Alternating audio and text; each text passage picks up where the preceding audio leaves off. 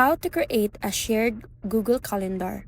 If you want to keep everyone on the same page, creating a shared Google Calendar is simple. First, open Google Calendar on your computer and click plus sign next to other calendars. Then, select Create New Calendar.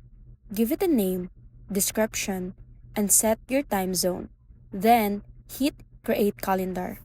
Once it's made, go to the calendar settings by clicking on its name. Then, scroll down to shared with specific people. Enter the email addresses of the people you want to share with and choose their permission level, whether they can just see events or make changes. Finally, hit send and your shared calendar is ready to go. Now, your group can easily stay organized and updated in one place. So that's it.